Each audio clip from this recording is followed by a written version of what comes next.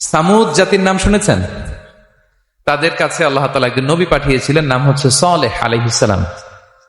আল্লাহ নবী সালেহ আলাইহিস সালাম, তিনি তাদেরকে দাওয়াত দিলেন। নেই।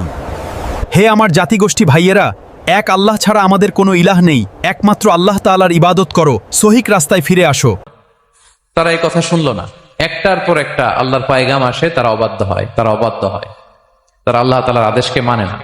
সবশেষে সামুদ গোত্র, তারা আবার খুব শক্তিশালী ছিল, তারা পাহাড় কেটে আর্কিটেকচার করে ডিজাইন করে কিভাবে আবাসন তৈরি করতে হয়, পাহাড়ি এলাকায় মাউন্টেইন এলাকায় কিভাবে আবাসন তৈরি করতে হয় এটার ব্যাপারে এক্সপার্ট ছিল।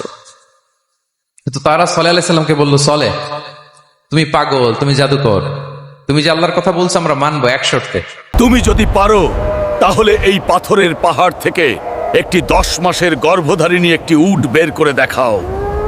পেটের ভেতরে একটা বাচ্চা থাকবে এবং ওটটা পাহাড় থেকে বের হয়েই বাচ্চা ভূমিষ্ঠ করবে, এরপরে উটের দুধ যেন আমরা খেতে পারি। তুমি যদি এইটা দেখাইতে পারো তাহলে বুঝবো তুমি সত্য নবী। দোয়া করলেন, আল্লাহ আমার এই জাতি সামুদ, তারা তো চেয়েছে যে ইলাহ নেই। হে আল্লাহ, আমার জাতিগোষ্ঠী ভাইয়েরা আবদার করেছে, তুমি যদি তোমার দয়া ও রহমতে সেটা যদি করে দেখাও।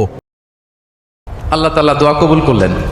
হাজার হাজার মানুষের সামনে চাক্ষুষ দিবালোকের মুহূর্তে পাথর ভেঙে একটা উট বেরিয়ে এলো বিশাল আকৃতির, এবং 10 মাস গর্ভধারিণী উট, সাথে সাথে এই উট বেরিয়ে বাচ্চা প্রসব করলো, এবং সাথে সাথে এই ওলান থেকে উটের দুধ বেরোতে লাগলো। হাজার হাজার লোক এটার ওলান থেকে দুধ নিয়ে তারা তৃপ্ত হলো। আচ্ছা, এই মুহূর্তে তাদের কি করা উচিত ছিল বলেন তো?